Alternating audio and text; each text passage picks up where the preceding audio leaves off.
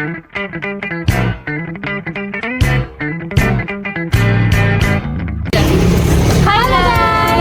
perkenalkan kami dari kelompok 2 yang terdiri dari saya, Aura Bintang Tiara. Aku Aulia Putri Fatah. Saya Lulu Jualan Bersama. Saya Khairul Fikri Fajri. Di sini kita akan mengunjungi salah satu kuliner yang terkenal di Kota Malang nih, yaitu Sri Rejeki.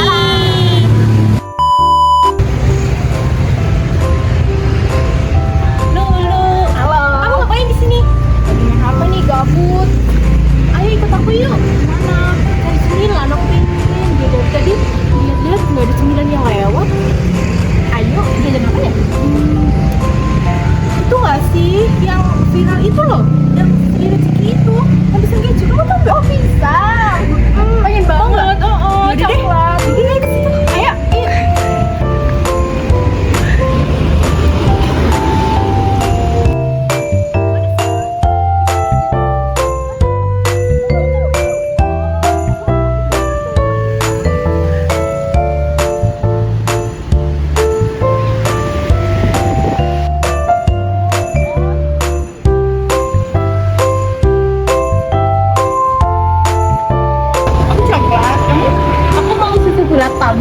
Iya. Berapa mas? Oh iya. Ini ya mas. Oke. Sama-sama. Enak banget ya loh di sini. Iya enak. Telur sama. Oh. Jadi kayak ada mana kita sendiri kami banget. Iya. Pelayanannya juga ini kok masih akan gitu loh.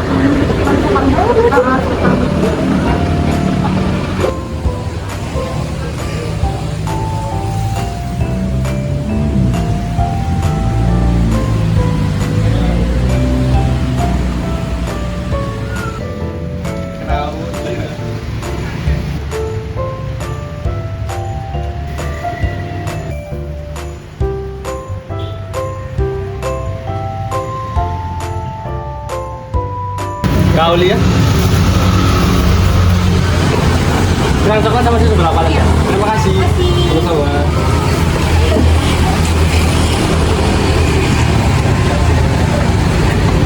Nanti kan teman-teman juga mau main ke rumahku, gimana? Kita mau pisang. Iya, nanti dikasih ini nggak sih? Iya, seru sih kemarin. Oh iya. Sambil cumi-cumi. Iya, enak. Ini dia. Soal dia bisa diomongin. Wangi banget. 1 hour later.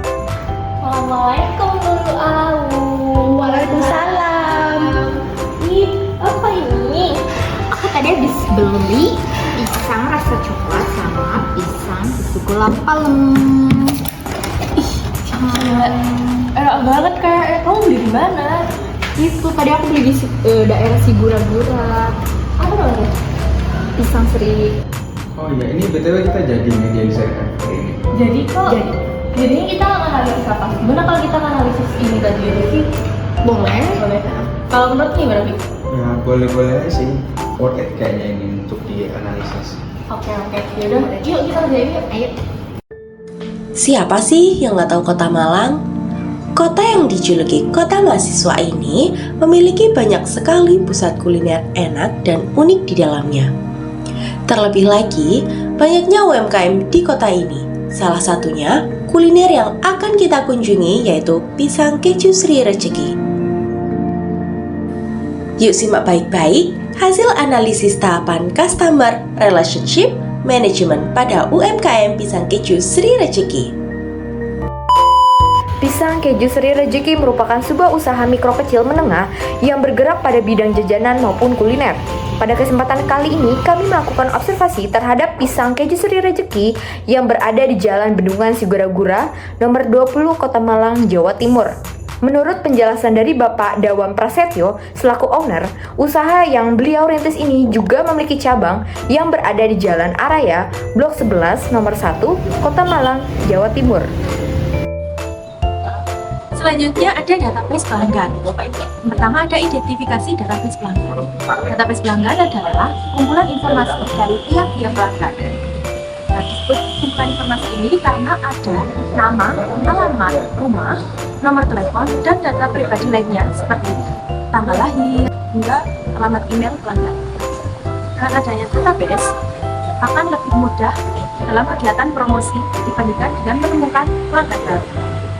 Nah, setelah kami melakukan analisis dan observasi terhadap UMKM Pisang Keju ini, kami menyadari bahwa UMKM ini masih belum memiliki database pelanggan, serta tidak melakukan pencatatan apapun pengelolaan data penjualan dengan baik. Melalui kesempatan ini, kami akan memberikan saran serta menawarkan bantuan dalam perencanaan dan pengelolaan database pelanggan dengan struktur sangat baik, yang bertujuan agar Pisang Keju Sri Rejeki ini dapat menganalisis berbagai data, evaluasi, serta membangun strategi perusahaan yang mempertimbangkan berbagai potensi pasar dan mengumpulkan dana lebih akurat.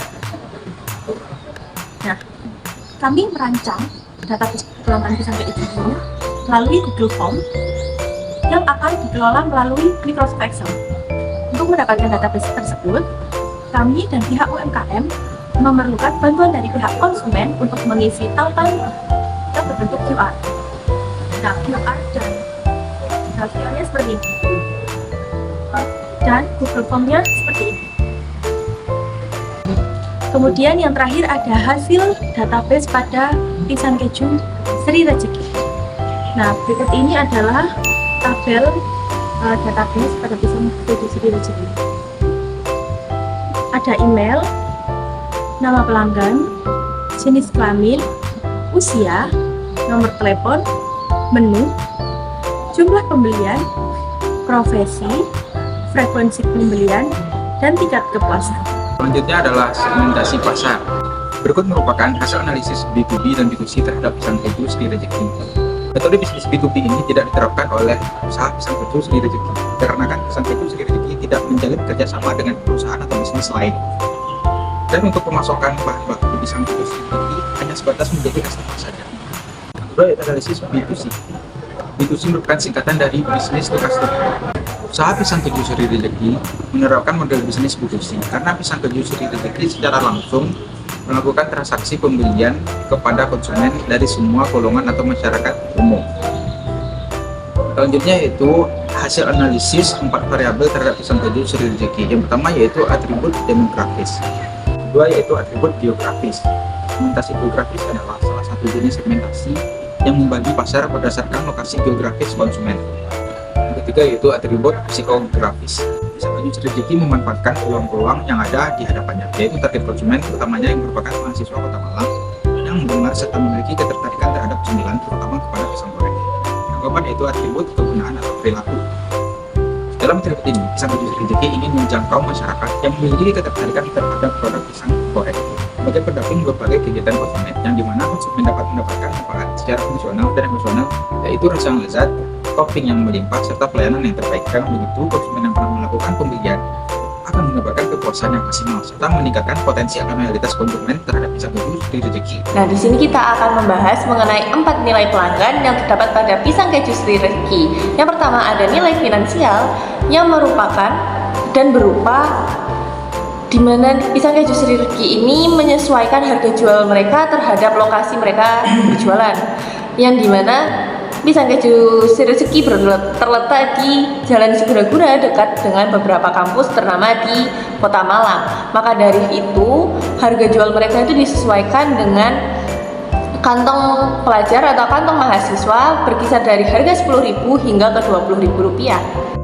Berikutnya yang kedua ada nilai fungsional, yang mana Pisang Keju Sri Rejeki memiliki pelayanan yang relatif cepat dan ramah, dibuktikan dengan hasil pada indikator database tingkat kepuasan pelanggan terhadap Pisang Keju Sri Rejeki.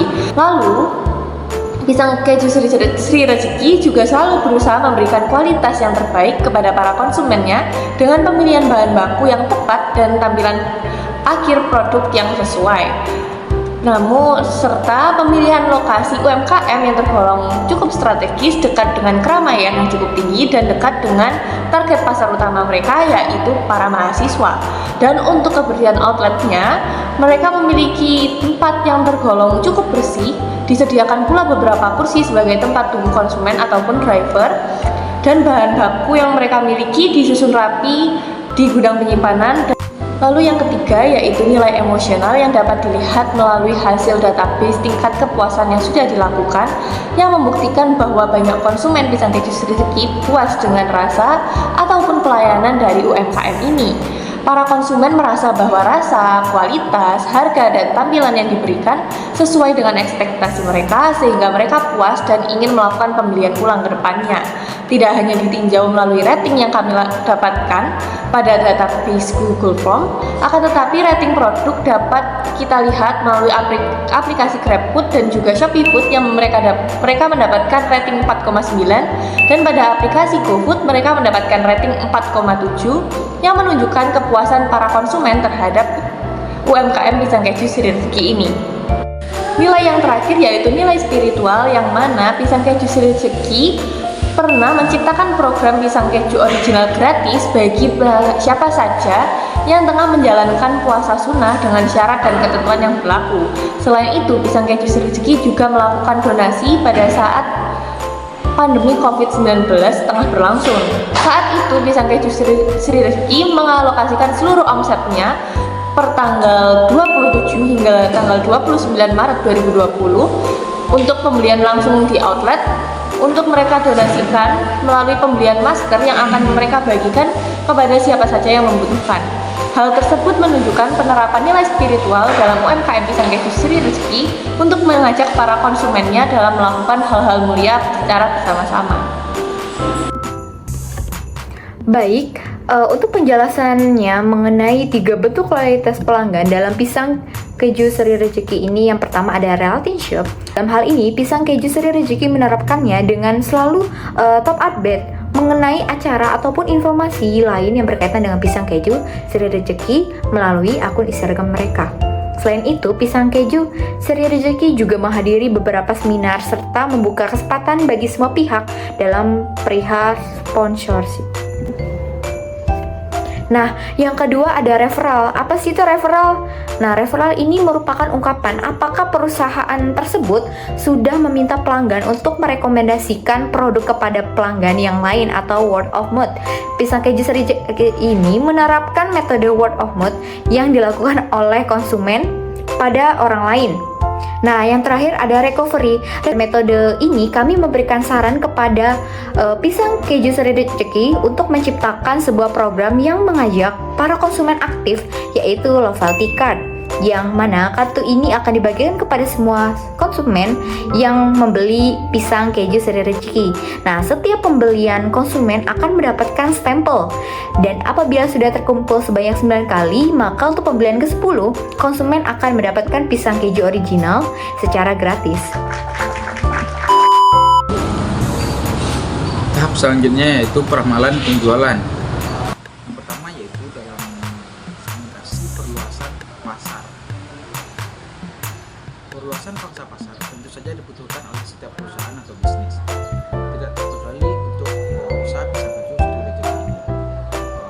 Dalam memperluas sebuah pangsa pasar, tentunya banyak hal yang perlu diperhatikan. Tidak hanya semata karena penjualan yang tinggi pada salah satu outlet saja, akan tetapi pemilik usaha harus mempertimbangkan hal lainnya dalam membuka cabang baru.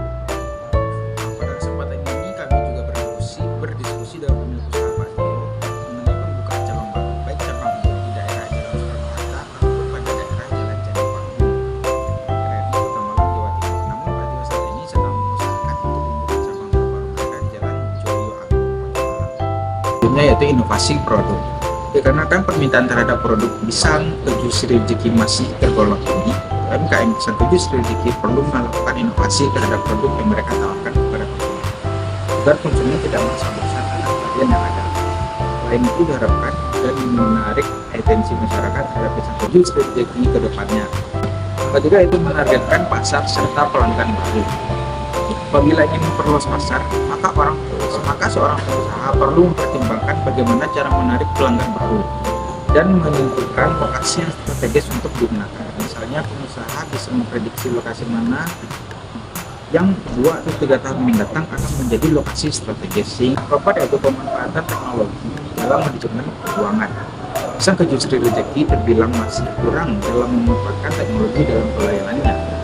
Di masa yang akan datang, ternyata hal ini akan sangat dibutuhkan dan akan membantu dalam proses pengembangan usaha, seperti penggunaan teknologi untuk laporan keuangan serta platform yang memudahkan pelaku usaha kuliner mendapatkan vendor atau supplier.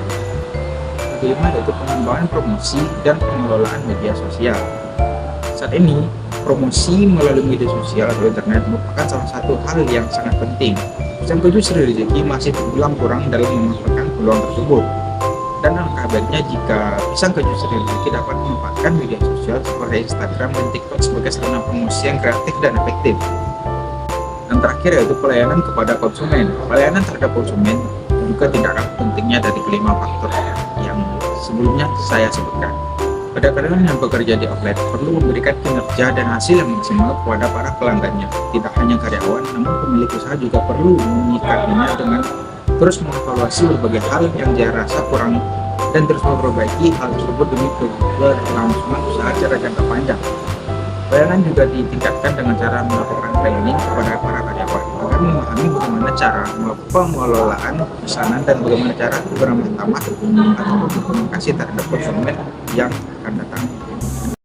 Sekian penjelasan dari kami, jangan lupa mampir ke Pisang Keju Sri Rejeki.